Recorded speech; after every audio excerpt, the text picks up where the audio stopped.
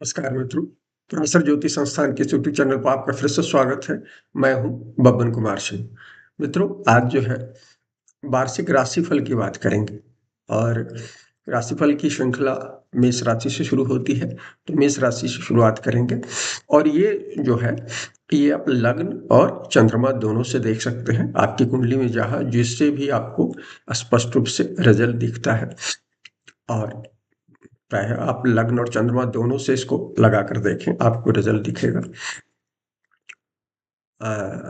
ये तो लग्न या राशिफल बताने के लिए सबसे पहले जरूरी है कि देखिए, मेजर चार ग्रहों से प्राय देखा जाता है। और उसमें एडिशनल क्या कहते हैं, आप अपने लग्नपति या राशिपति को लगाकर देख सकते हैं। ये चीजों को हम प्राय आपको चार जो है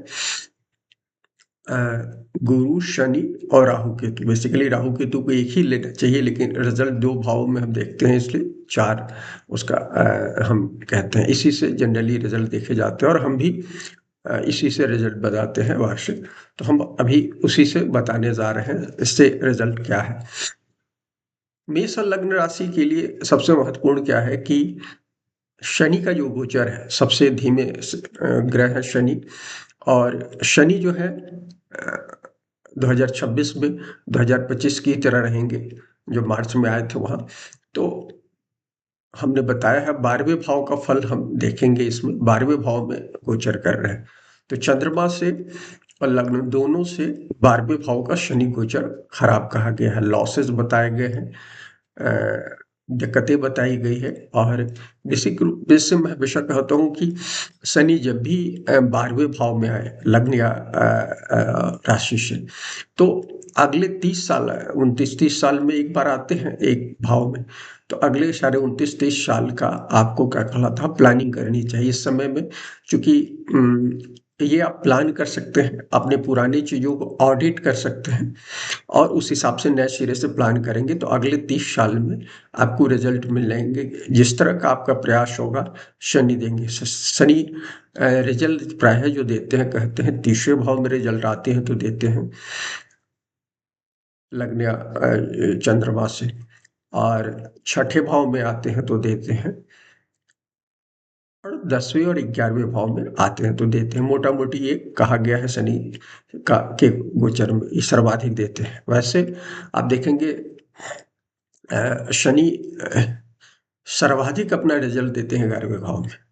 तो मेष राशि वालों के लिए 2025 में यहाँ आने से पहले उन्होंने बहुत कुछ दिया होगा। उनकी 25-30 सालों की मेहनत का रिजल्ट जब वो कुंभ में थे, कुंभ इनकी 11वीं राशि होती थी, तो कुंभ में जब शनि का गोचर चल रहा था, तो मेष लग्न राशि वालों को ठीक ठाक देकर गए होंगे। अब 12वें में आ गए हैं, लगभग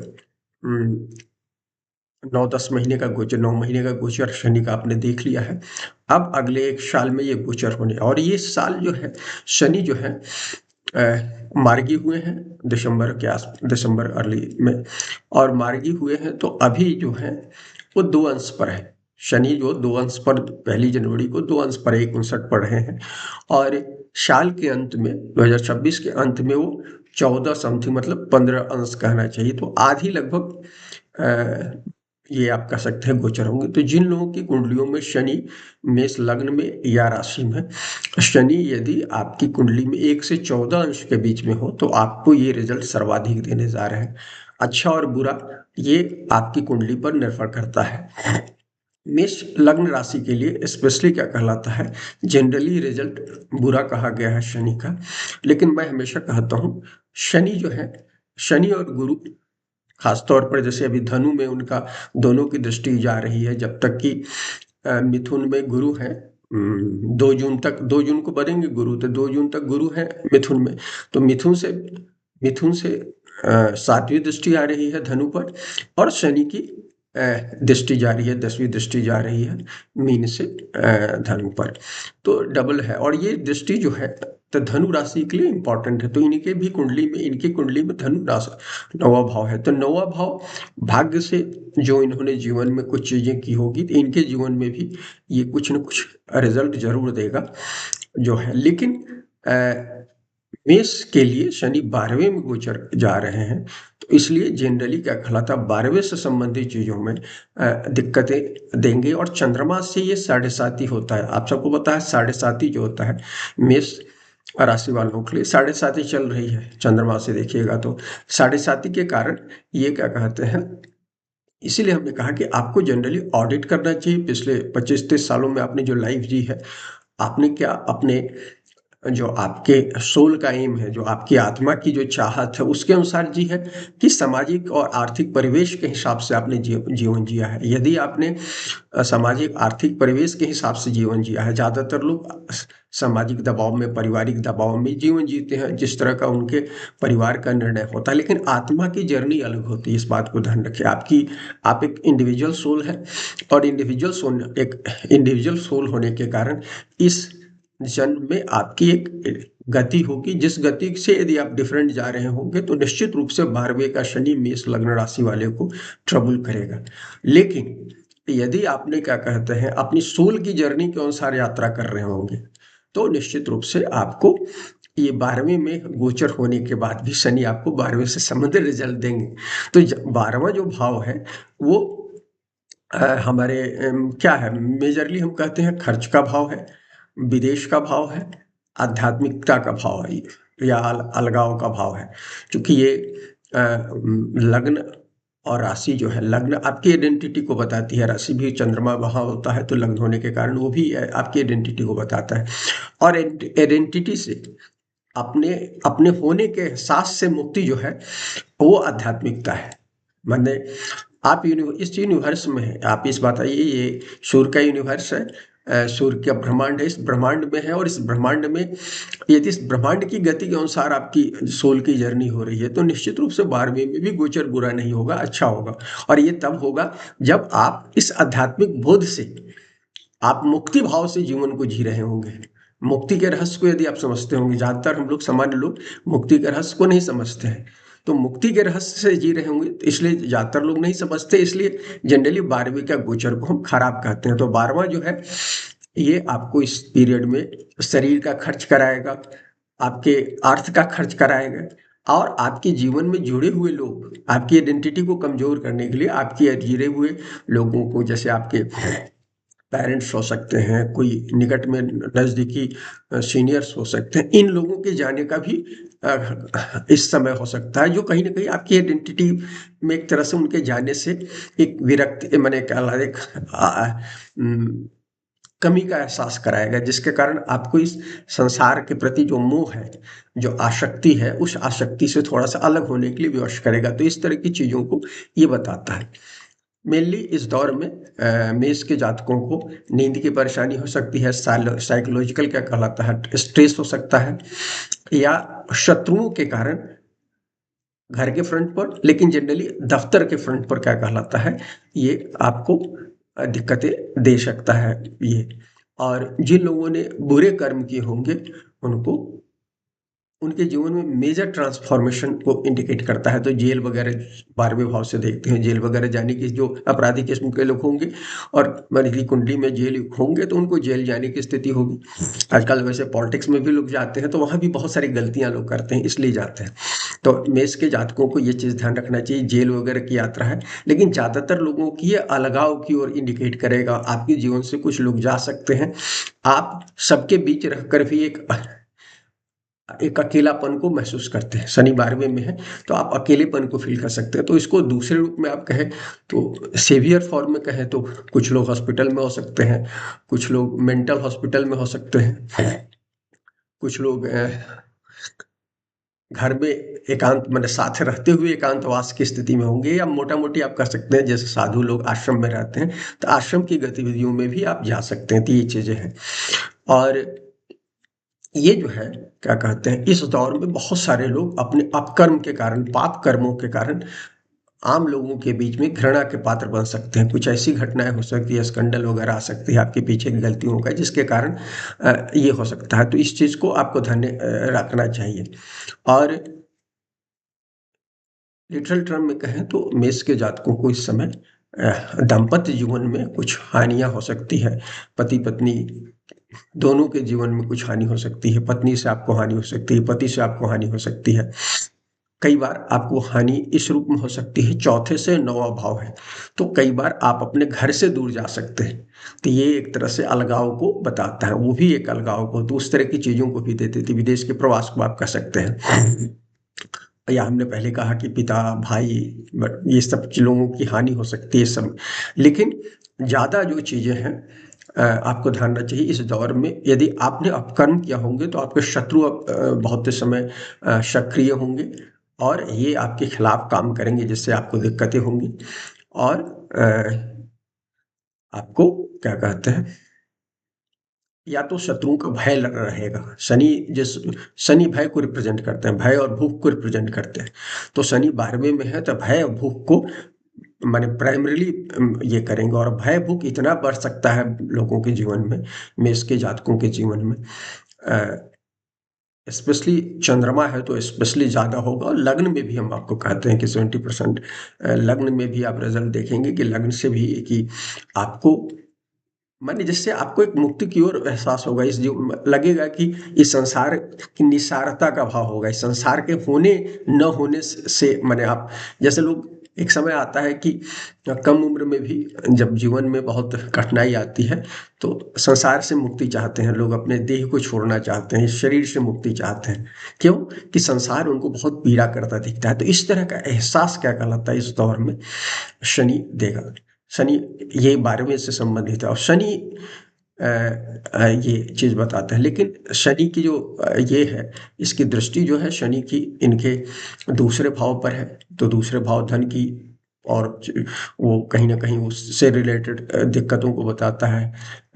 धन, परिवार में कुछ परेशानी को बताता है, जो कि एक्सटेंशन है।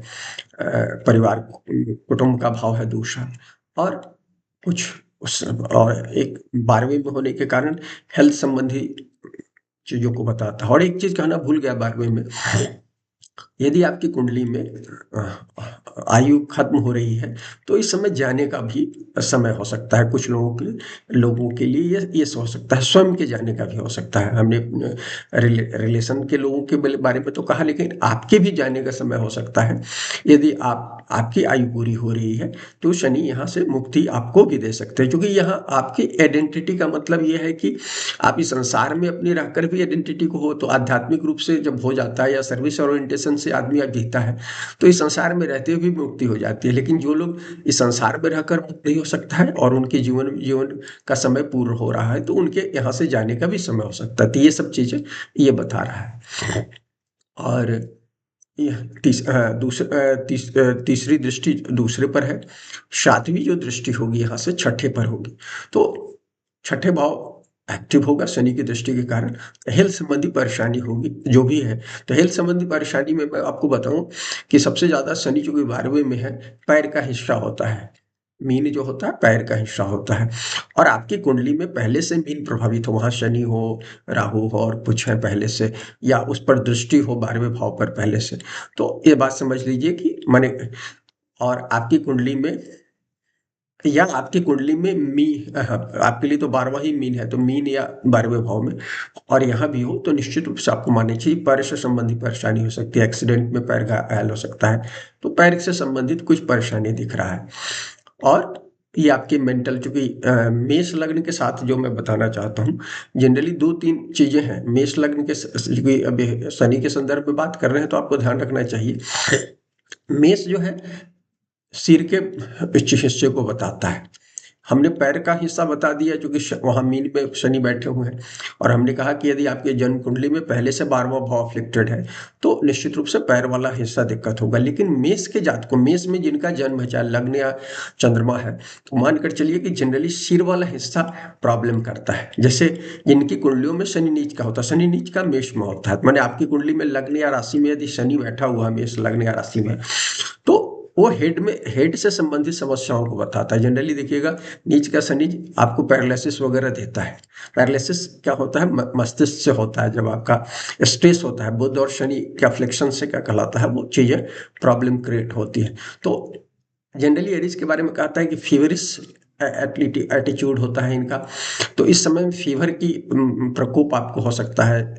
दूसरी चीज की क्या कहलाता है, ये हैवीनेस दे सकता है, जिसके कारण मैंने नींद की समस्या भी बताई, नींद की समस्या हो सकता है, बहुत साइकोलॉजिकल चिंता वगैरह, चूंकि ये बहुत एक्टिव होते हैं और बहुत लगे रहते हैं, तो इनको ये सब चीज़ें शीत से संबंधित हो सकती है।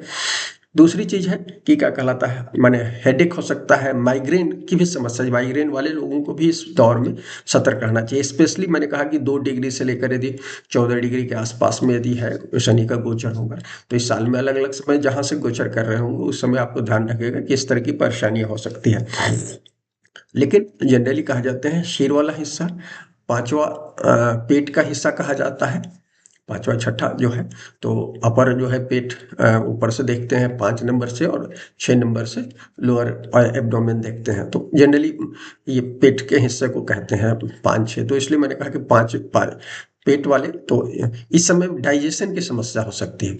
तो जिन लोगों का एरिज वाले हैं उनको खान पीने का बहुत ध्यान रखना चाहिए, लिक्विड डाइट खूब लेना चाहिए, लिक्विड का बढ़ाना चाहिए, क्योंकि ये बहुत सोचते हैं, ये मंगल का जातक है, तो बहुत सोचने के कारण और वो करने के कारण इनको क्या कहलाता है परेशानी हो सकती है, पेट में उसका असर हो सकता है। तो पानी पीने से, पानी क्या होता है कि क्या कहलाता है आपकी अग्नि तत्व को, अनावश्यक अग्नि तत्व को शांत करता है, तो आपके डाइजेशन में मदद करता है, तो इस चीज को ध्यान रखिएगा। और तीसरी चीज है कि ये किडनी भी प्रभावित होती है एरीज वाले को, तो आपकी कुंडली में 7वां भाव अफ्लिक्टेड हो, शुक्र अफ्लिक्टेड हो, तो किडनी वगैरह की समस्या हो सकती है। तो मेजरली ये 3 हिस्से हैं। इसके अलावा स्किन वाले हिस्से को भी स्किन रैसेज हो सकता है, आपको क्या कहलाता है इस समय में। और शनि की दूसरे 12वें से दूसरे भाव पर दृष्टि जा रही है, तो ये मुख से संबंधित तो दांत की समस्या हो सकती है। दूसरे भाव में पहले से यदि कोई मैलेफिक ग्रह हो तो निश्चित रूप से आपको दांत और आंख का ध्यान रखना चाहिए। अभी 12वें में शनि बैठे हैं तो बाएं आंख का रहना चाहिए, और दाएं उसको, क्योंकि दूसरे भाव को भी देख रहे हैं तो बाएं दाएं दोनों को कहना चाहिए, क्योंकि दाहिना आंख जो है सेकंड हाउस से देखते हैं, तो इसलिए आपको आंख का, दोनों आंखों का विशेष ध्यान रखना चाहिए इस समय में। और ये चीजें हैं। और एक और बात कहना चाहता हूँ कि ये जो है हाई ब्लड प्रेशर के शिकार होते हैं। शनि वैसे तो लो ब्लड प्रेशर देता है, लेकिन एरीज वाले होते हैं, और 12वां भाव एक्टिवेट कर रहा है और सेकंड भाव कर रहा है, तो आपको इस समय में, आप यदि हाई ब्लड प्रेशर के पहले से मरीज है, तो आपको शनि के इस गोचर में खासकर 2 डिग्री से 14-15 डिग्री तक आपका लग्न चंद्रमा या कोई भी महत्वपूर्ण ग्रह है यहाँ पहले, और शनि वहां से गोचर कर रहे हैं, तो आपको ध्यान रखना चाहिए। शनि आपको हेल्थ संबंधी ये सब प्रॉब्लम दे सकते हैं।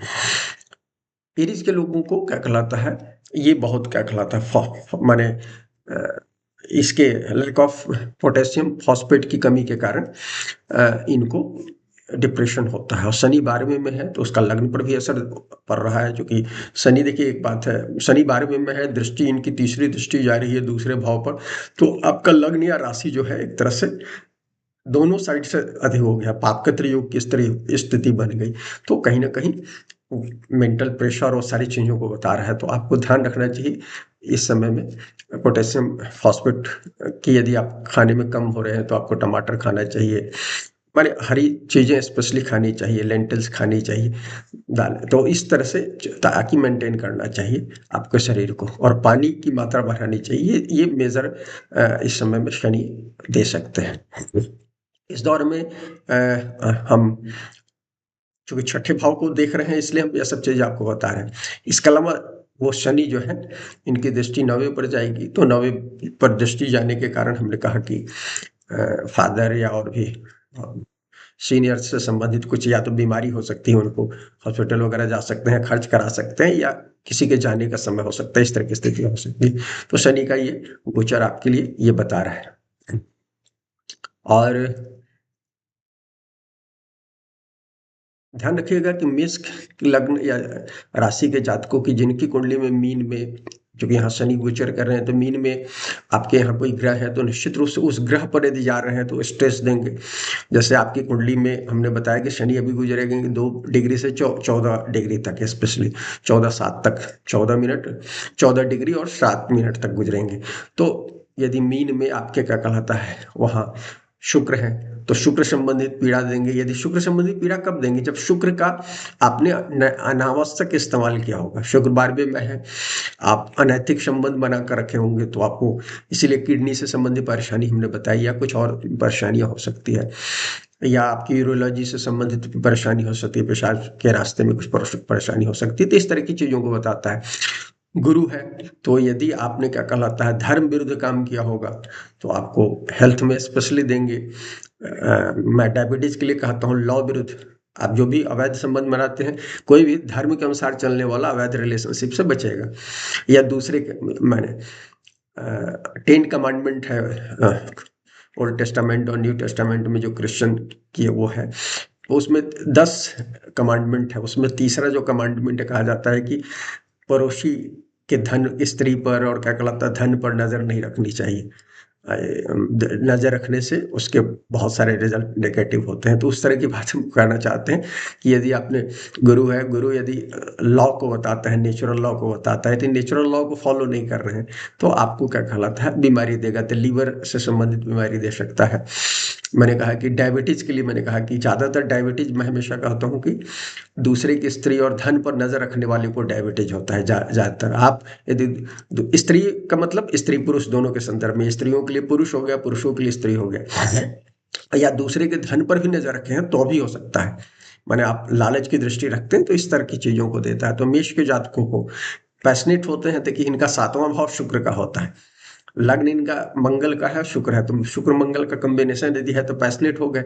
और कुंडली यदि खराब हो रही है, यदि गुरु भी खराब हो रहे हैं आपकी कुंडली में किसी कारण से, जैसे आपका क्या कहलाता है ये हो जाए, गुरु खराब होने का माने एकादशी का जन्म हो जाए, बृहस्पतिवार का जन्म हो जाए, एकादशी दोष हो जाएगा, तो आपका गुरु खराब रहेगा आपकी कुंडली में, तो उस दौर में आप गुरु जो नेचुरल लॉ के खिलाफ आप बहुत सारे काम करेंगे, तो इसके कारण कहीं ना कहीं आपको जीवन में दिक्कतें होंगी, तो उसके कारण कुछ बीमारियां होंगी। तो इसलिए हमने कहा कि क्या कहलाता है मीन में यदि गुरु होगा तो इस तरह की चीजें होंगी। तो इस तरह से अलग अलग ग्रह के होने से रिजल्ट होगा। और इसलिए कहा कि देखिए हम ये राशिफल बता रहे हैं, इस राशिफल दुनिया में 12वां हिस्सा जो है आबादी का मोटा मोटी मान लीजिए कि मेष होगा। ऐसा नहीं है एग्जैक्टली नहीं होगा, लेकिन मान लीजिए यदि 9 अरब की आबादी है तो उसमें बहुत बड़ी आबादी क्या कहलाता है, मैंने एक आधा अरब की आबादी, या एक आधा अरब से थोड़ा सा कम कहना चाहिए, 80-90 करोड़ की आबादी जो होगी वो मेष लग्न राशि की होगी। तो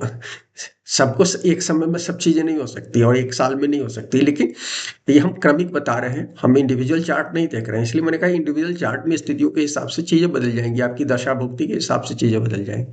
लेकिन कहा कि मीन में यदि ग्रह होगा तो मीन में स्पेशली 2 डिग्री से 14 डिग्री के बीच में, तो निश्चित रूप से, और जैसा मैंने कहा कि जिन ग्रहों पर से गुजरेगा उससे संबंधित कुछ, और जैसा आपका कर्म होगा, कर्म यदि अच्छे होंगे, यदि आप धर्म के अनुसार चल रहे हैं, शुक्र है, आप शुक्र डिप्लोमेसी बरत रहे हैं जिसमें दुनिया का कल्याण होना है, ब्रह्मांड का कल्याण होता, तो शुक्र भी शुक्र संबंधी बीमारी, किडनी संबंधी बीमारियां नहीं देगा, लॉ का पालन। खासकर शुक्र अच्छा होगा तो आप इस दुनिया के इस शनि और शुक्र अच्छे होते हैं तो इस दुनिया के जो लॉ होते हैं उसको आप नहीं बिगाड़ते हैं। जो जैसे हमने हमारा लॉ है, कॉन्स्टिट्यूशन जो बना है भारत का, या दुनिया के अलग अलग देशों में अलग अलग कॉन्स्टिट्यूशन है, ये मैन मेड है।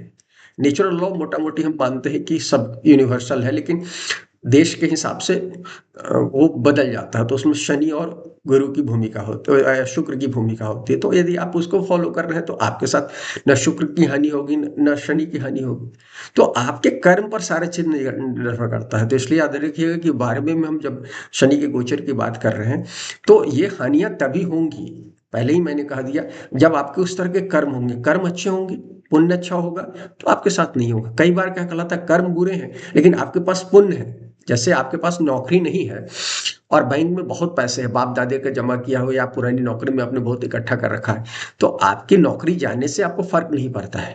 थोड़ा सा मेंटल स्ट्रेस होगा नौकरी में जो आपको सेटिस्फेक्शन मिलता है उसके अलावा, लेकिन पैसा यदि आपके पास है तो नौकरी नहीं होने का कोई आपको बहुत बड़ी समस्या नहीं आनी है।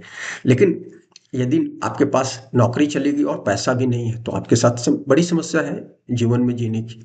उसी तरह से मैंने कहा कि यदि आपके पास पुण्य नहीं है, बाप दादों का या पिछले जन्म का आपका पुण्य नहीं है, तो आपको 12वें का शनि निश्चित रूप से कुछ हानि करेगा हेल्थ में, और जो चीज़ें मैंने बताई है वो सब चीज़ों में होगा।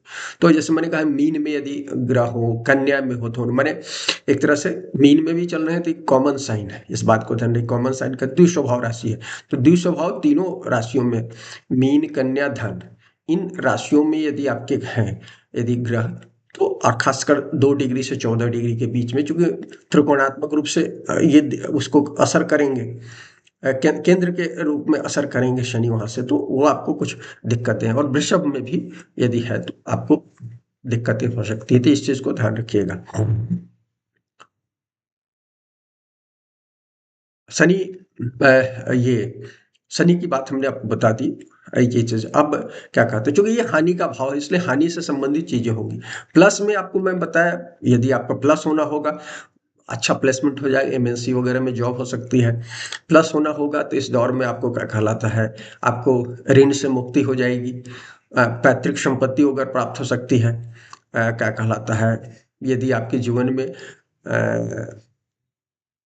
ये है, क्या कहलाता है, शादी में तनाव हो तो शनि उस तनाव को खत्म करेंगे। हालांकि वो करते नहीं है, लेकिन वो चीजें हैं, या आप लोगों की नजर में सम्मान के पात्र हो जाएंगे। हाँ, जैसे जनता की घृणा के बदले शत्रुओं की प्रबलता के बदले शत्रु दमित रहेंगे, इस तरह की स्थिति होगी। इस तरह की चीजों को बताता है। और सबसे बड़ी चीज है कि अच्छी कुंडली होगी तो इस समय आध्यात्मिक उन्नति की ओर ले जाएगा। आप अलग होंगे, शनि तो अलगाव को देते हैं, अलग होंगे, लेकिन आप चिंतन करेंगे, मनन करेंगे, और अपनी पुरानी जो थोड़ी बहुत गलतियां हैं उससे और निकलेंगे, तो आपकी आध्यात्मिक प्रगति होगी। तो ये एक बहुत बड़ी खूबी है, इस बात को ध्यान रखने की जरूरत है।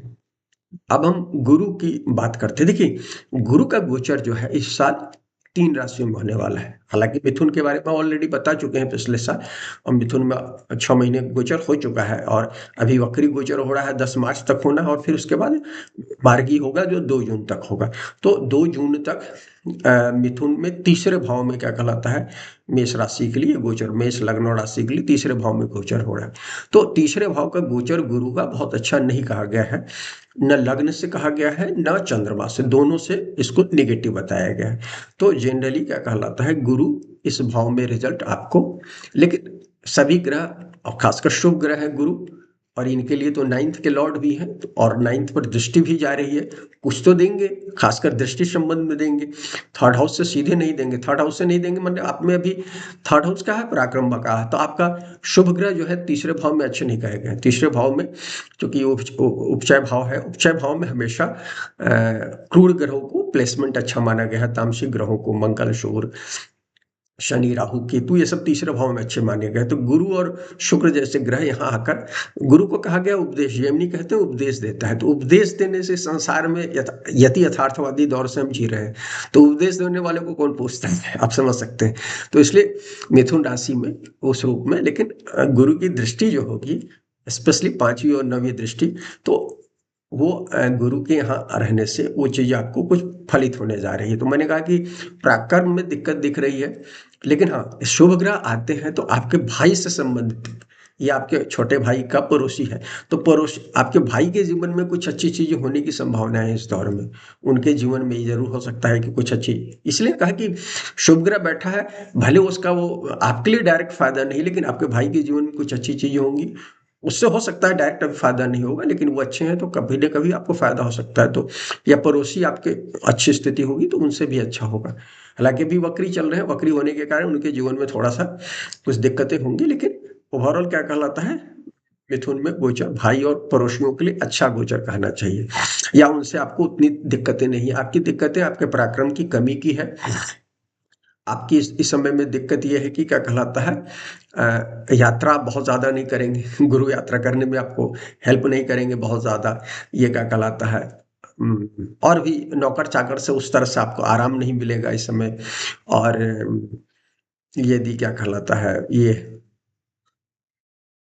लेकिन गुरु की जो दृष्टि है वो दृष्टि जा रही है, क्योंकि तीसरा जो भाव है कौन सा है, काम त्रिकोण का भाव है, तो कुछ कामनाओं को तो देंगे गुरु, इसलिए कि 5वीं दृष्टि जा रही है 7वें पर, और 9वीं दृष्टि जा रही है 11वें पर। तो इस समय में सबसे बड़ी 7वें पर और 9वें पर, 11वें पर होने के कारण लोगों को पार्टनरशिप का भाव है, तो बहुत सारे लोगों को, मेष के जातकों की जिनकी शादी अभी पिछले 6 महीने में नहीं हुई, तो इस 6 महीने में होने की संभावनाएं है। यदि आप बैचलर हैं या आप सेकंड मैरिज की आपकी कुंडली में बनी हुई स्थिति है, तो उन लोगों की शादी वगैरह करा सकते हैं, या जो लव की स्थिति में होंगे उनकी शादी में परिणति करा सकता है। तो इस तरह की स्थितियां दिख रही है, ये सब चीजें देंगी। इसके अलावा और भी इच्छाओं की 11वें भाव पर दे रहे हैं, तो गुरु कुछ और इच्छाओं को पूरा करेंगे। 7वें भाव दे रहे हैं, तो पार्टनरशिप में आपको हेल्प कर सकते हैं इस दौर में, कुछ पार्टनरशिप आपकी बिजनेस पार्टनरशिप वगैरह के मामले में। हालांकि स्वयं आपका बिजनेस बहुत अच्छा नहीं रहेगा इस दौर में, आप सेल्फ बिजनेस अकेले कर रहे हैं तो वो चीज नहीं, लेकिन आप पार्टनरशिप में कर रहे हैं तो पार्टनर के कारण आपको कुछ बिजनेस में फायदा हो सकता है, या इस दौर में कुछ पार्टनर जोड़े तो बाद में आपको फायदा हो सकता है। इस तरह की चीजों को आप कर सकते हैं। गुरु की जो नौवीं दृष्टि है, सॉरी 7वीं जो दृष्टि है, वो आपके उस पर जा रही है, धनु धनु पर जा रही है, और धनु पर शनि की भी दृष्टि है, तो डबल दृष्टि है। तो निश्चित रूप से आपको उस घर से संबंधित, नौवीं माने आपके धर्म से संबंधित कुछ डेवलपमेंट आपके जीवन में होगा। आप कुछ धार्मिक यात्राएं कर सकते हैं, या कुछ माने तीर्थ वगैरह की यात्राएं आपको संतोष दे सकता है, जीवन में एक संतोष की स्थिति दे सकता है। और हायर एजुकेशन के क्षेत्र में कुछ चीजें आपको सुलभ हो सकती है, या उस रास्ते के लिए में आगे बढ़ने में आपको मदद कर सकता है। इस तरह की चीजों को ये बता रहा है। अ, इब्न गुरु थोड़े से लर्निंग माने किसी भी तरह की लर्निंग को, चूंकि थर्ड हाउस अर्ली लर्निंग को बताता है, और फिफ्थ हाउस जो या सांसारिक लर्निंग को बताता है, संसार की पढ़ाई लिखाई को, और नाइन्थ हाउस जो हायर लर्निंग को और प्रोफेशनल लर्निंग वगैरह को बताता है, लेकिन जनरली वो उसको बताता है, हायर थिंकिंग फिलॉसफी को बताता है। तो वो चीजें ज्यादा दिख रही है। नाइन्थ में शनि, सॉरी 12th में शनि का बैठना और नाइन्थ पर गुरु की दृष्टि ये बताता है कि आपको कहीं ना कहीं विदेश तक की यात्रा कराएगा, हायर फिलॉसफी की ओर बढ़ने में, या आपके धर्म को एक ऐतिहासिक दृष्टि देने के लिए वो आपको इस दौर में हो सकता है। ये मैंने कहा तीसरे में जब गोचर करेंगे, लेकिन ये गोचर 2 जून तक है। 2 जून के बाद 31 अक्टूबर तक, 31 अक्टूबर को फिर गुरु बदलेंगे, क्योंकि गुरु अतिचारी गति से चल रहा है। गुरु का रिजल्ट उस तरह से अभी उस तरह से लोगों को नहीं मिल रहा है दुनिया भर में, हमने अभी बताया नहीं है। आगे हो सकता है संभव हुआ तो राशिफल के बाद हम इसको बताएंगे गुरु शनि वगैरह के गोचर के बारे में, लेकिन अभी इस संदर्भ में बताना चाहता हूँ। तो ये जो गोचर होगा 2 जून से जून, जुलाई, अगस्त, सितंबर, अक्टूबर, तो लगभग 5 महीने का गोचर जो है, पिछले बार भी 5 महीने का इनिशियल गोचर, 5 महीने में गुरु जो है पूरी राशि क्रॉस कर जा रहे हैं। तो 31 अक्टूबर को क्रॉस कर जाएंगे, और उसके बाद वो सिंह में जाएंगे। तो सिंह में जाएंगे तो नवंबर दिसंबर में रहेंगे, और फिर जनवरी में वापस आएंगे वहाँ। तो वो क्या कहते हैं 26 में, तो ये 3 राशियों में हो रहा है। तो इसलिए चौथे भाव में लग्न से ये अच्छा गोचर बताया गया है। चौथे भाव मैं अब बता रहा हूँ कर्क में जब मुझ के होंगे, और इसका एक झलक आपको ऑलरेडी देख चुके होंगे। अभी कर्क में अभी आए थे इस समय कुछ महीने के लिए, 1 महीने के लिए आए थे अक्टूबर के आसपास में 2025 में। तो आपने लोगों ने महसूस किया, हमने उसके बारे में कुछ चीजें बता दी, लेकिन अभी भी बता रहा हूँ कि क्या उसका असर होगा। चौथे भाव में आएंगे तो लग्न से इसकी गोचर अच्छा बताया गया, तो निश्चित रूप से आपको आंतरिक शांति देंगे, आंतरिक सुख की अनुभूति की ओर ले जाएंगे। दूसरी चीज है भूमि मामले में, भवन मामले में, घरेलू मामले में कुछ हेल्प करने जा रहे हैं गुरु। लग्न से देखिएगा तो चंद्रमा से उसका अच्छा नहीं बताया गया, लेकिन पहले लग्न की बात कर लेता हूँ, शुभ शुभ बातें बता देता हूँ कि ये बता रहा है कि चौथे भाव से संबंधित एग्रीकल्चर, यदि आप खेती की गतिविधि में है तो उस मामले में भी मदद करेगा। शनि पर गुरु का गोचर शुभ कहा गया है कहीं ना कहीं। तटस्थ भाव से देखते हैं तो ये क्या कहलाता है, खेती बाड़ी वाला हिस्सा जो चौथे भाव से रिलेटेड होता है। कहते हैं जैसे इस बार धनु राशि पीड़ित है जनवरी का जो मैंने बताया उसमें, तो अब चौथे भाव में पड़ रहा है, क्योंकि वर्गों की कुंडली होती है 1 जनवरी की जो बनती है रात की, तो उस हिसाब से तो चौथा भाव जो होता है, जब चौथा भाव पीड़ित होता है तो हमारे सुख को तो खत्म करता है, साथ में वो हार्वेस्टिंग में भी, खेती गृहस्थी में भी दिक्कतें देता है, क्योंकि चौथा भाव खेती गृहस्थी का मूल भाव है। तो इसलिए लेकिन हमारी इस साल कुंडली जो 2 जून से लेकर उस समय होगी, कर्क में जब होंगे, उच्च के भी होंगे और वो भी होंगे, तो उस दौर में खेती बाड़ी से संबंधित कुछ आपको अच्छी चीजें दे सकते हैं, आपको अच्छी हार्वेस्टिंग हो सकती है, या खेती बाड़ी करते हैं उससे फायदा हो सकता है। ये चीजें मोटा मोटी आप बताता है। और सबसे बड़ी चीज जनरल, हमारे हमको सुनने वाले ज्यादातर लोग शहरी मनोवृत्ति के जो लोग हैं, उनके लिए घर परिवार की बात है, तो घर परिवार के संदर्भ में जोड़ने का काम करेंगे गुरु, लग्न से बताता है। तो वो चीजें हो सकती है। देखिए, कहते हैं कि चौथा जो भाव है, चौथा भाव बहुत सारी चीजों को सूचता है, सूचित करता है। जैसे चौथा जो भाव है, अ, उम, आंतरिक सुख के अलावा क्या कहते हैं, ये भी है, शुक्र भी कारक है यहाँ। तो वाहन वगैरह की चीज़ें हैं, हाथी घोड़ा वगैरह की बात कहते हैं।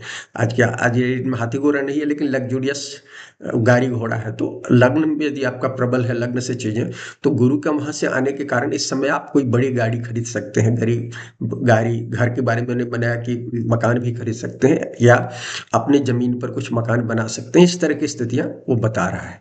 लेकिन चंद्रमा से इसको गोचर को अच्छा नहीं कहा गया है। तो ऐसी स्थिति में चंद्र, उसमें क्या होता है, कहा जाता है कि अ, कुछ कॉम्बिनेशन इस तरह के होते हैं कि आपको अपयश वगैरह की स्थिति का सामना करना पड़ता है, और आंतरिक सुख कहीं ना कहीं प्रभावित होती है चंद्रमा से। वो कहा गया है, तो वो चीजें बताती है। या हार्वेस्टिंग में, खेती बाड़ी में आपको दिक्कतों का है, कीटनाशक कीट बढ़ सकते हैं, कुछ और चीजें हो सकती है। और कई बार ऐसा होता है कि गुरु जब चंद्रमा से चौथे भाव में होते हैं तो घर से दूर जाना पड़ता है। वो हो सकता है कुछ आपको उसको फायदा हो, लेकिन घर से दूर जाने के कारण उसको बुरा मानते हैं। इसलिए क्या कहलाता है, चंद्रमा से वो चीजें होती है यात्रा पर होने के कारण, क्योंकि चौथा भाव ही यात्रा का भाव है कहते हैं। तो गुरु जब चंद्रमा से आते हैं, चंद्रमा देखिए, चंद्रमा से क्या कहलाता है, गुरु के गोचर को कई जगह से ट्रेडिशनली खराब माना गया है। मैं देख रहा था, जगन्नाथ भसीन साहब तो गुरु चंद्रमा पर उसके 5वें और 9वें और 7वें, जो कि ट्रेडिशनली हम लोग गुरु का अ, लग्न से देखें तो मैं ये चंद्रमा से भी देखें तो 5वें 7वें और 9वें का गोचर अच्छा माना गया है। लेकिन जगन्नाथ भसीन साहब उसको नेगेटिव कहते हैं कि चंद्रमा पर आए, चाहे चंद्रमा से 5वें भाव में हो, चाहे चंद्रमा से 7वें भाव में, चंद्रमा 9वें, उसको खराब मानते हैं। लेकिन उसके पीछे आप जब आप जाओगे, सब लोगों का अपना अपना अनुभव है, दृष्टि है, उसमें पीछे क्या होता है कि आप देखोगे चंद्रमा का कहीं ना कहीं पीड़ित होना उस चीज को इंडिकेट करता है। यदि चंद्रमा पीड़ित है, या गुरु, उन्होंने जगन्नाथ बसी ने भी उदाहरण दिया है, गुरु की राशि में यदि शनि बैठे हैं, राहु बैठे हैं, केतु बैठे हैं, तो ये माने शनि, और स्पेशली उन्होंने शनि और राहु की बात कही कि शनि और राहु यदि गुरु की राशि में, गुरु की 2 राशियां हैं, धनु और मीन, इसमें यदि, जैसे अभी मीन पे बैठे हैं शनि, तो शनि हो गए, क्या कहलाता है, गुरु आपकी कुंडली में, अब जिन लोगों का जन्म अभी होगा 2025 26 27 में, तो शनि मीन में बैठे हैं, तो शनि अधिष्ठित राशि हो गया, तो शनि अब कुछ नेगेटिव देता है। नेगेटिव, चूंकि हम लोग उसको अशुभ ग्रह के रूप में देखते हैं, तो यदि आपकी कुंडली में बैठा हुआ है उस, और ऐसे माने गुरु का के पर गुरु का गोचर होगा, तो उसको हानि कहते हैं, इस रूप में कहते हैं। लेकिन हम अभी दूसरी तरह से आपको बता रहे हैं, हम ये आपको बता रहे हैं कि गुरु जब चौथे भाव में आ रहे हैं, इन जनरल हम कह रहे हैं कि ज्यादातर लोगों को घर परिवार संतोष देने जा रहे हैं, आंतरिक सुख की स्थिति को बढ़ाने जा रहे हैं। लेकिन चंद्रमा से वो होने पर आपको मैंने बताया कि घर से दूरी हो सकती है, और कुछ लोगों को हेल्थ इश्यूज के मामले में प्रॉब्लम दे सकता है, हार्ट की समस्याएं दे सकता है, स्पेशली यदि आपकी कुंडली में पहले से चौथे भाव में, माने कर्क में यदि अफ्लिक्शन है, पहले से आपकी कुंडली में यदि चौथा और 5वां भाव, काल पुरुष कुंडली में भी, और या आपकी कुंडली में, काल पुरुष कुंडली का मतलब जैसे मेष की बात करूं, काल पुरुष माने कर्क में और सिंह में यदि राहु शनि या कोई और मेलेफिक ग्रह बैठा हुआ है, तो ये मंगल जैसा भी हो सकता है, कई बार सूर्य भी कर सकता है, क्रूड यदि कुछ और अशुभ ग्रह से जुड़ा हुआ है। तो ये क्रूड जो ग्रह हैं, यदि चौथे पांचवें घर में बैठा, हालांकि 5 नंबर में सूर्य है तो अपनी राशि में बैठे तो उनके लिए पॉजिटिव है, लेकिन जनरली क्रूड ग्रहों से मैं कह रहा हूँ, तो शनि राहु केतु वगैरह मान लीजिए, मंगल भी मान सकते हैं। तो यहाँ यदि है चौथे भाव पहले से है तो आपको हार्ट की समस्या हो सकता है। और एक चीज है, स्ट्रोक्स भी हो सकता है, क्योंकि ये एरीज के साथ, एरीज लोगों को मेंटल स्ट्रोक भी होता है। हेड हेड है ना, हेड से संबंधित तो स्ट्रोक होता है। तो स्ट्रोक सिर में ही होता है, जो सिर में फटना कहते हैं उसको, भीतर की नसें फट जाती है। तो वो चीजें स्ट्रेस होने के कारण, तो वो सब चीजों है। तो गुरु यदि चंद्रमा से आपके कार्य है तो उस तरह की कुछ बीमारियों को इंडिकेट कर रहे हैं, तो उससे संबंधित भी चीजें आपको सामना करना पड़ सकता है। तो चंद्रमा से जिन लोगों की कुंडली में गुरु का गोचर हो रहा है, और यदि कुंडली में पहले से चौथा भाव अफ्लिक्टेड है, तो निश्चित रूप से कर्क में यदि मंगल भी है तो आपको सावधान रहना चाहिए। खासकर मंगल आपको, आपकी कुंडली में यदि दशा भुक्ति अभी खराब होगा तो आपको पैरालिसिस वगैरह की समस्या दे सकता है।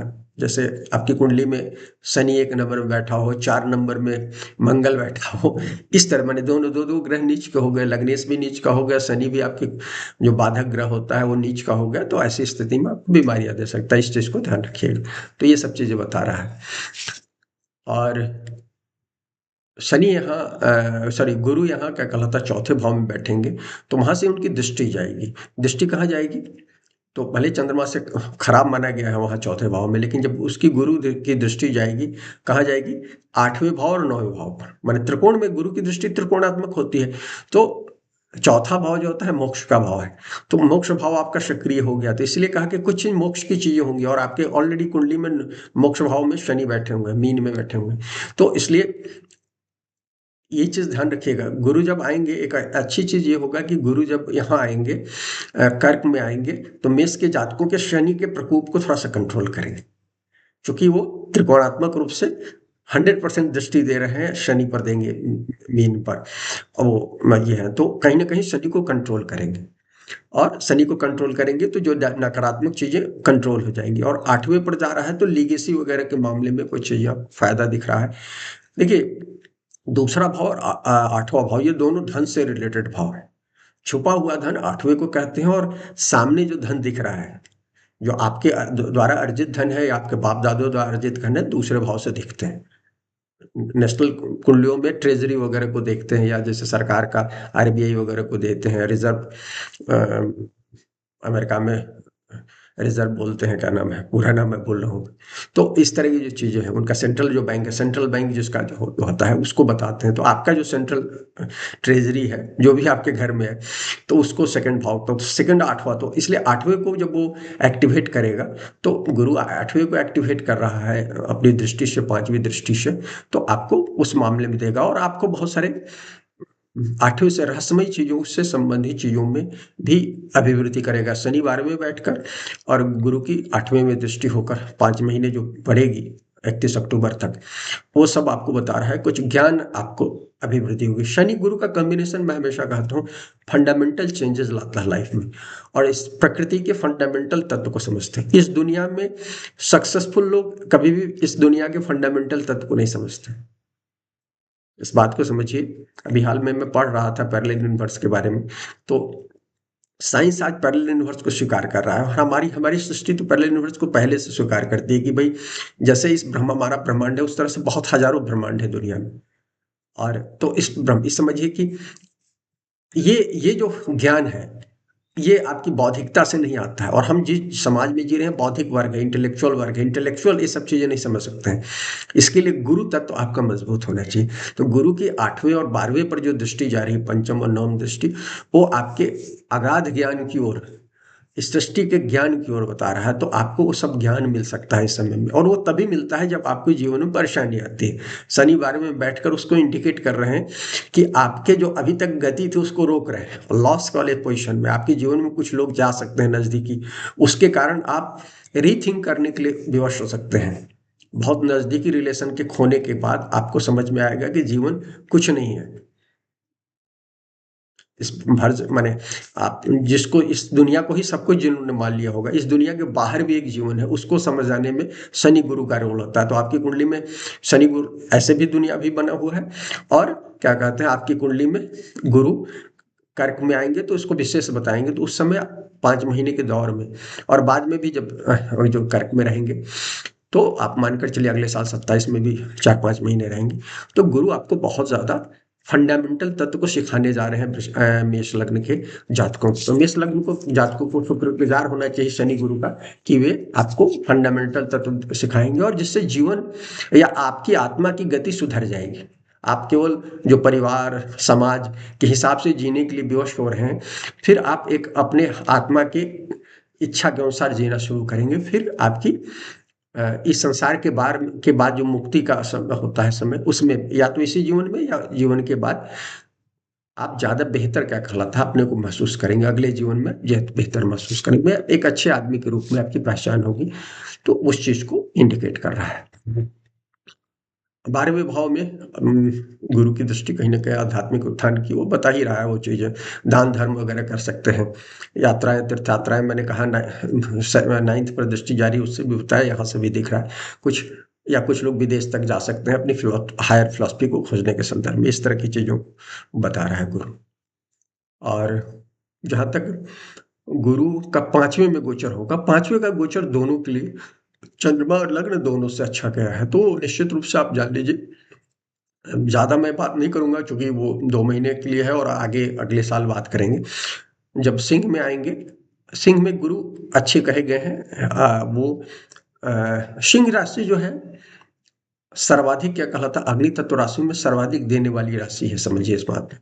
क्योंकि सिंह राशि जो है वहां से शुरू होता है तामसिक तमस तत्व, तो इस संसार में प्राप्ति के लिए तमस की यात्रा महत्वपूर्ण है। तो 5 नंबर साइन से लेकर 8 नंबर साइन, मतलब सिंह राशि से लेकर वृश्चिक राशि जो है तामसिक वृत्तियों के तहत आता है, और इस संसार जो है उसमें राशिक तामसिक का बहुत बड़ा हाथ है। तो तमस का प्रभाव होने से सिंह राशि और रॉयल साइन है, तो वहाँ रॉयल ढंग से चीजें मिलती है। तो गुरु भी मिनिस्टर कहे गए हैं, और वो राजा के घर में होते हैं, तो उनका गुरु का महत्व राजा के घर में ही होता है, हमेशा याद रखिएगा।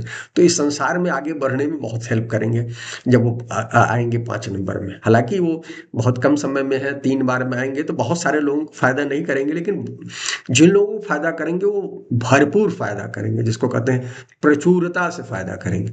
तो इस चीज को समझने की जरूरत है। सिंह में आएंगे तो आपकी कुंडली दशा भुक्ति से देखने की जरूरत होगी, यदि मेष लग्न राशि वाले को, तो गुरु बावजूद शनि एक तरफ से रोक रहे होंगे 12वें में, लेकिन गुरु कुछ दे कर जाएंगे आपको, इस बात को ध्यान रखिएगा जब वो 5 में आएंगे। और क्या देंगे, 5वां भाव क्या है, संतान का है, क्रिएटिविटी का है, तो संतान दे सकते हैं। नई शादी लोगों की होगी या पुरानी भी शादी हो गई है, संतान नहीं है और संतान का योग है, लेट से है, तो उनको संतान दे सकते हैं। दूसरी चीज है क्रिएटिव होंगे आप, बहुत ज्यादा क्रिएटिविटी बढ़ेगी, तो उस क्रिएटिविटी होने से क्या कहलाता है, सूर्य की राशि है ना, आत्मा का प्रवेश 5वें भाव से होता है। तो यहाँ गुरु लग्न और चंद्रमा दोनों से अच्छे कहेंगे, तो ये आपको निश्चित रूप से इस दौर में आपको आपकी क्रिएटिविटी से बहुत सारा फायदा देंगे। कहते हैं यहाँ आप शेयर मार्केट के सट्टे बाजार कहीं भी आप जो है हाथ लगाओगे, हालांकि आपका 5वां और 11वां भाव पहले से अफ्लिक्शन में नहीं हो रहा हो, केतु वगैरह हो, शनि पहले से हो, तो हालांकि शनि भी होंगे वहां, तो उसके बाद गुरु की दृष्टि होने से कुछ चीजें मिलेंगी, लेकिन अफ्लिक्शन वाला यदि दौर नहीं होगा तो बहुत ज्यादा सट्टेबाजी वगैरह से भी चीजें देते हैं, और क्रिएटिविटी से देंगे, कैरियर में उत्थान देंगे। 5वां जो भाव है, पराशर ने 5वें भाव के लिए कहा है कि क्या कहलाता है, ये उत्थान पतन दोनों को बताता है। और वो कहते हैं यदि आप राजवंश में पैदा होते हैं राजा होंगे, मंत्री हैं यदि राजवंश में, तो आप मंत्री के पुत्र होने के कारण मंत्री हो जाएंगे, इस तरह की चीजें होती है ना। तो वो हालांकि हम लोकतंत्र में है, लेकिन आप यदि लोकतंत्र में भी हैं भाई, आप किसी रॉयल परिवार में, जो मिनिस्टर का परिवार है, एमपी का परिवार है, तो उनके बच्चे भी एमपी बन जाते हैं। अभी भाजपा के जो नए अध्यक्ष हुए हैं, उनके पिता जो कि लंबे समय से भाजपा की राजनीति में थे, वो नए आदमी हैं, उनको उनका कोई परिचय नहीं था, लेकिन भाजपा का एक्टिव नेशनल चीफ बना दिया गया।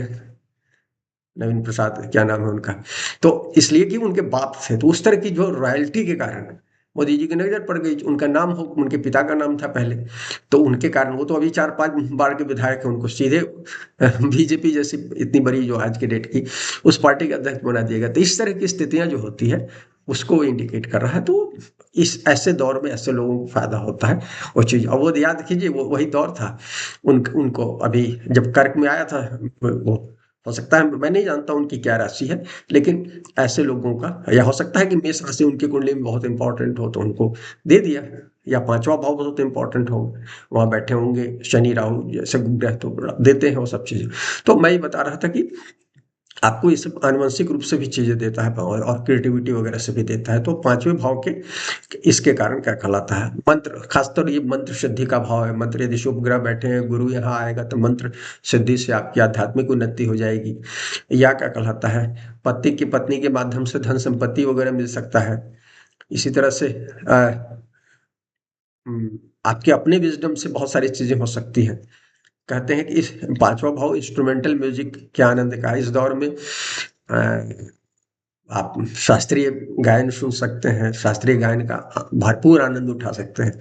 शास्त्रीय गायन यदि आप नहीं जानते हैं, आपकी कुंडली में उस तरह के योग है, तो इस दौर में आपकी शिक्षा दीक्षा हो सकती है, या आप उसमें इंटरेस्ट लेना शुरू करेंगे, या आप गायक बन सकते हैं। कुछ इस तरह से पांचवा भाव है, वो भी है पब्लिकेशन का है, तो कुछ लोग इस दौर में उनकी किताबें पब्लिश हो सकती हैं। तो पांचवें भाव से संबंधित सब चीजें हैं। लेकिन पांचवा भाव पारसक कहते हैं कि अवनति का भी है। तो बहुत सारे लोगों को ये गुरु, जिनके कर्म खराब होंगे, और ऑलरेडी मैंने कहा कि राहु शनि पांचवा 11वां भाव का अफ्लिक्शन होगा, या त्रिकोण लग्न त्रिकोण अफ्लिक्टेड होगा आपका कुंडली में, तो आपको अवनति हो सकती है। इस बात को ध्यान रखिएगा। कुंडली में जैसे आपके पांचवें भाव में पहले राहु शनि का होगा, तो वो सब दिक्कतें हो सकती है। लेकिन जनरली ये पांचवें भाव का गोचर शुभता की ओर बता रहा है, तो शुभता की बात मैं ज्यादा कहूंगी। आप इस दौर में लोगों को खाना खिला सकते हैं, अच्छा सब कुछ कर सकते हैं, इस तरह की चीजों को बता रहा है ये। और पांचवें भाव में आएंगे, पांचवें मतलब सिंह में आएंगे, तो उस समय गुरु केतु के साथ होंगे, इस बात को ध्यान रखिएगा। अब केतु पर आने ही वाले हैं कि राहु केतु का रिजल्ट बताएंगे, तो उससे पहले मैं बता देता हूँ कि वो चीजें आपको बता रहा है कि आप लोगों को भोजन कराएंगे। गुरु केतु आध्यात्मिक उन्नति को देते हैं, और आध्यात्मिक का दौर चल रहा है। ये दौर जो है, शनि आए हैं 12 नंबर में, उस आध्यात्मिकता को बता रहे हैं। मेष के जातक को आध्यात्मिक होना है, तो बहुत सारे अच्छे पिता के अच्छे कर्म के कारण, अपने विजडम के कारण आप इस दौर में बहुत सारा अच्छा काम कर सकते हैं। तो ये चीजें बता रहा है। अब ये राजनीति का भाव होता है, राजनीति में बहुत आगे ले जा सकता है पांचवा भाव जो है। स्पेशली राहु वगैरह होता है, शनि भी मदद करते हैं। ये जो पाप ग्रह कहे गए हैं, वो इस दुनिया में हायर पोजीशन हासिल करने में मदद करते हैं, इस बात को ध्यान रखिएगा। तो गुरु, उसमें जब गुरु का संबंध होता है, तब वो उसमें आपको गुरु सूर्य वगैरह जो है पाप ग्रहों के साथ मिलकर क्या कहलाता है, आपको आगे बढ़ाते हैं। इस बार माने वो शुभता अपना दे देते हैं, तब मिलती है चीजें। केवल पाप ग्रह के रह जाने से, वहां हो जाने से नहीं होता है। आपकी कुंडली में शुभ ग्रहों की भी शुभता होती है, शुभ गुरु की दृष्टि में होता है, तो ज्यादा चीजें होती है। इस चीज को ध्यान रखिए। केतु की बात करते हैं। केतु पांचवें भाव में हैं ज्यादातर साल में, लेकिन ये बदल जाएंगे नवंबर, 25 नवंबर को शायद उससे हो रहे हैं डायरेक्ट। राहु उसको कहते हैं मीन, और मीन राहु के हिसाब से 5 दिसंबर से शुरू होंगे। तो मान लीजिए दिसंबर दिसंबर में बदलाव होगा। आप मोटा मोटी लीजिए कि दिसंबर, 5 दिसंबर, या माने एक जगह से मीन से क्या कहलाता है 5 दिसंबर है, और ऐसे ट्रू नोट से क्या कहलाता है 25 नवंबर है। तो हम मान लेते हैं दिसंबर, दिसंबर में क्या कहलाता है, ये एक्सेस बदल रहा है। लेकिन इससे पहले केतु आपके क्या कहलाता है, नवंबर तक, माने 11 महीने इस साल केतु पांचवें भाव में। हम ऑलरेडी बता चुके हैं पिछले साल, फिर से बता रहे हैं। तो पांचवें भाव से संबंधित मामलों में केतु आपको, पांचवें भाव का गोचर केतु का अच्छा नहीं कहा गया है, इस बात को समझिए।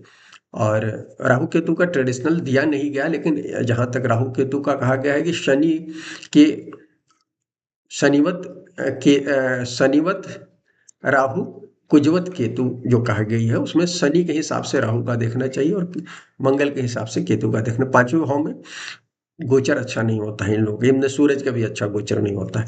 तो इसलिए क्या कहलाता है, पांचवें भाव में है तो आपको पांचवें भाव से संबंधित कुछ ट्रबल देंगे। पांचवें भाव में केतु जब होते हैं, और भी जगह से यदि आपका पांचवा भाव अफेक्टेड आ जाता है कहीं से, जैसे गुरु के से पांचवा घर हो, चंद्रमा से पांचवा घर हो, या किसी और तरह से पांचवा घर, यदि आपका सप्तमेश में सप्तमेश का सप्तांश में पांचवा घर अफ्लिक्टेड हो, तो ऐसे स्थिति में क्या होता है कि संतान नहीं होती है। केतु को होता है, केतु क्या है, पिछले जन्म में प्राप्ति को बताता, अतीत में प्राप्ति को बताता है, और इस जन्म में उसमें कमी को बताता है, इस जन्म में मोक्ष की ओर ले जाता है। तो इसलिए केतु पांचवें घर में आ रहे हैं तो संतान के मामले में, एजुकेशन के मामले में, मंत्र सिद्धि के मामले में पॉजिटिव देंगे, लेकिन जीव के मामले में बहुत सारे रिजल्ट वो इसलिए नहीं देते हैं कि जीवन से मुक्ति ही क्या कहलाता है का काम है, क्या कहते हैं केतु का। तो इसलिए उन सब चीजों में, तो जैसे हमने कहा राजनीति वगैरह में केतु आपको दे सकते हैं,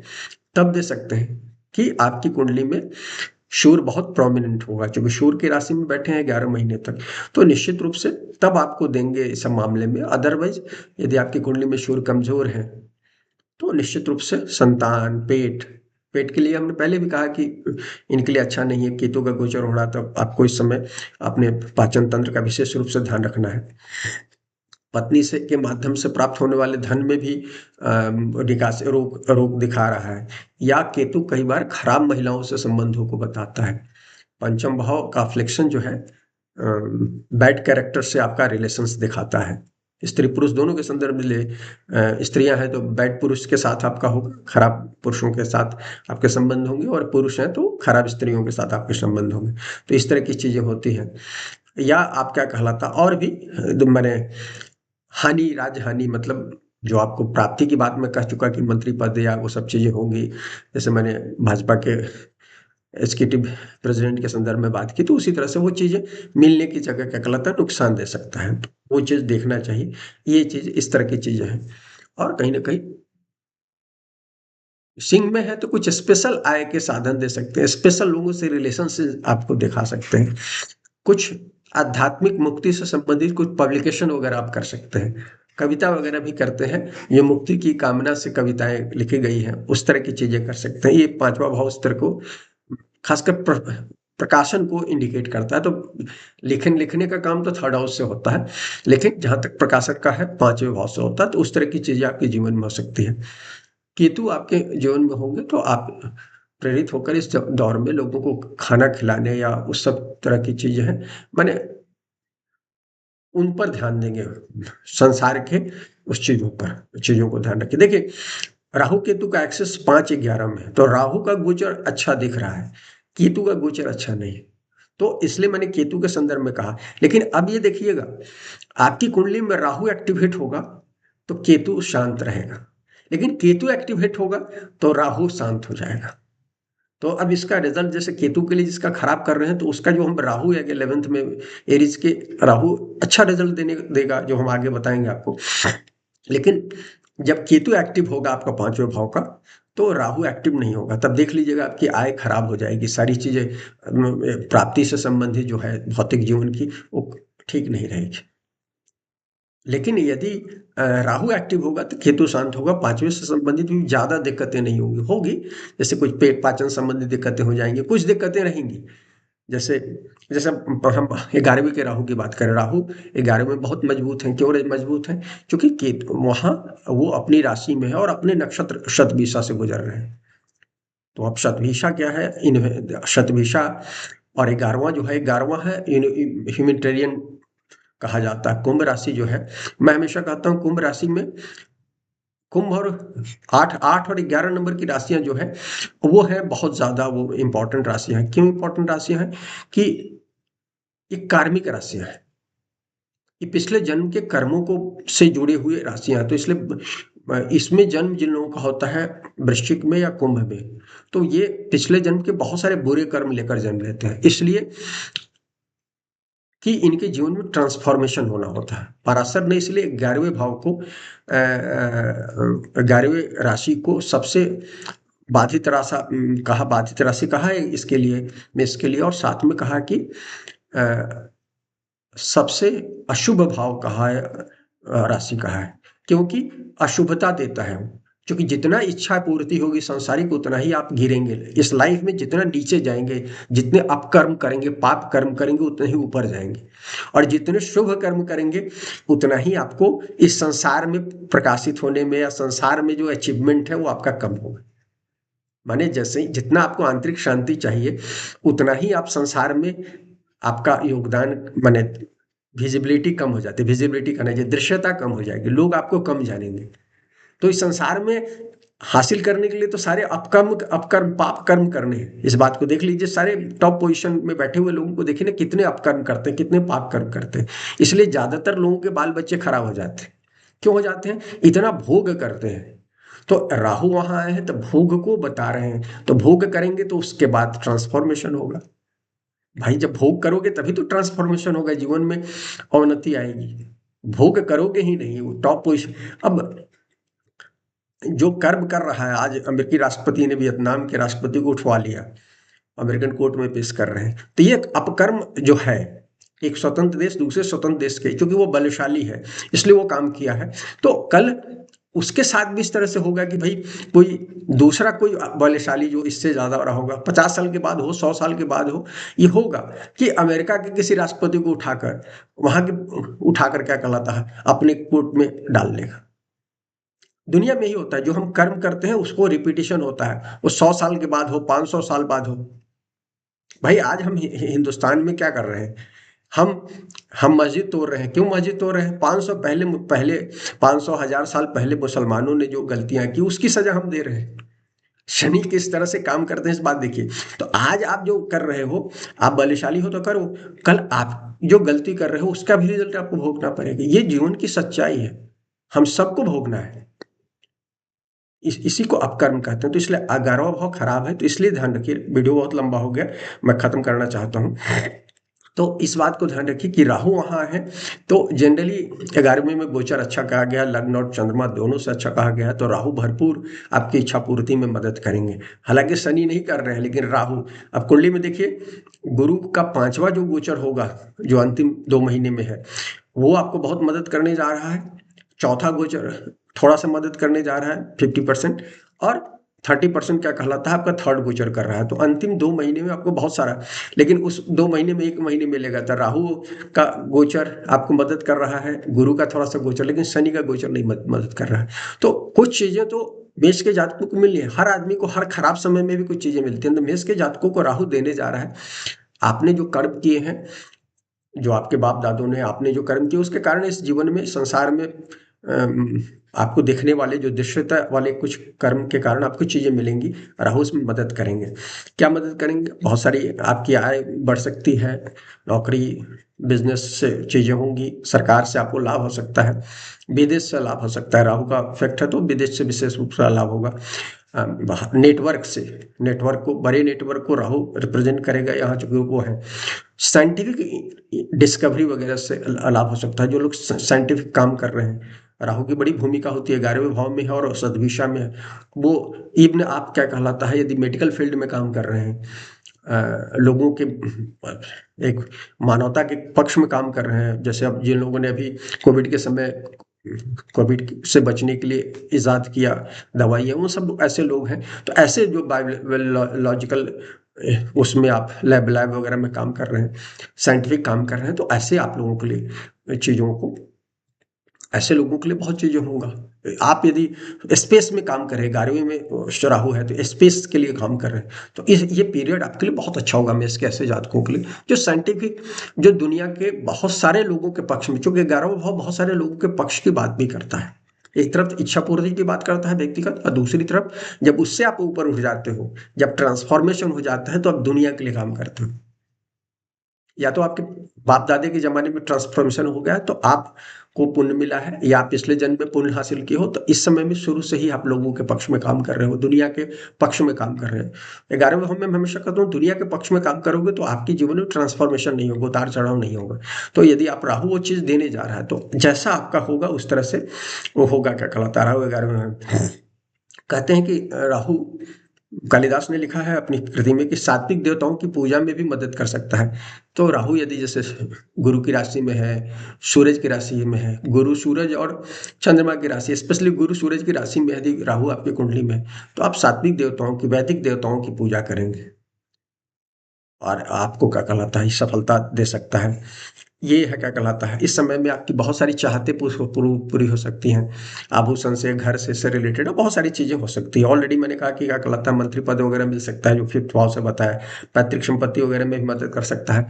या जो आपका स्किल है, सॉफ्ट स्किल है, पेंटिंग है और भी दूसरी तरह की चीज स्किल है, उसमें आपको राहु मदद करेंगे, आपको अचीव कराएंगे। तो हर तरह के चिप को बताता है राहु यहाँ से।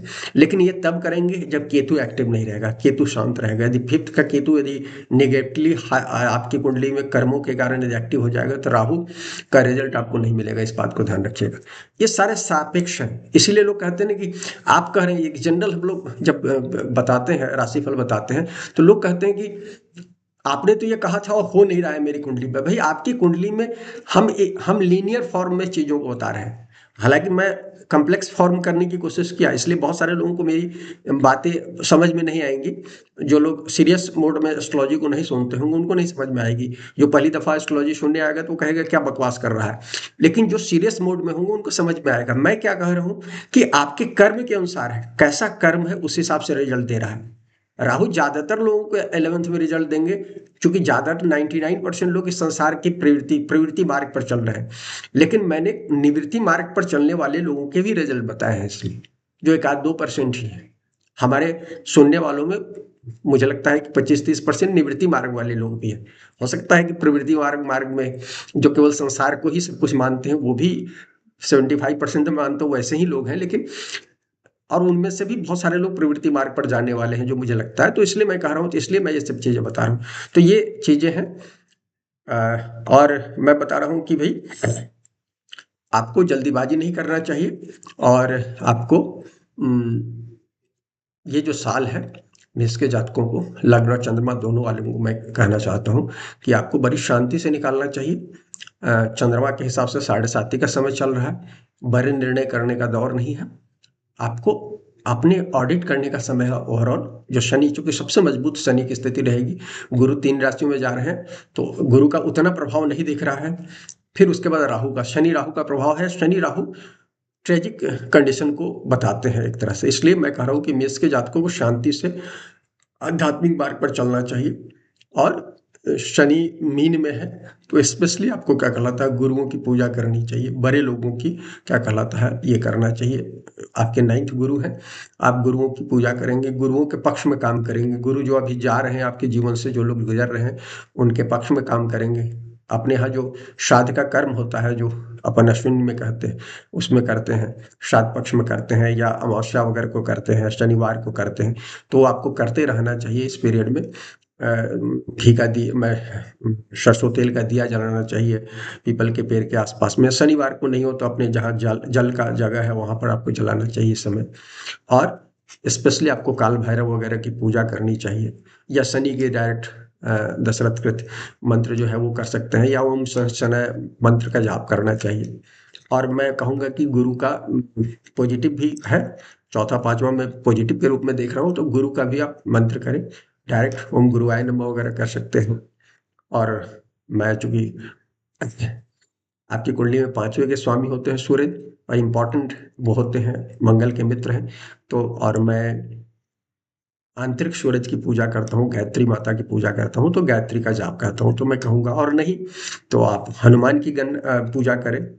हर पॉजिटिव है आपके लिए कुंडली में, तो हनुमान की पूजा करें, सुंदरकांड सुने और रेगुलर आप करें। आपके समय यदि खराब चल रहे हैं तो आप हनुमान की पूजा कर सकते हैं। तो ये सब करके आप अपना साल बेहतर कर सकते हैं। मित्रों, आज इतना ही। अगर ये पसंद आए तो लाइक करें, शेयर करें, चैनल को सब्सक्राइब करें। शुक्रिया मित्रों।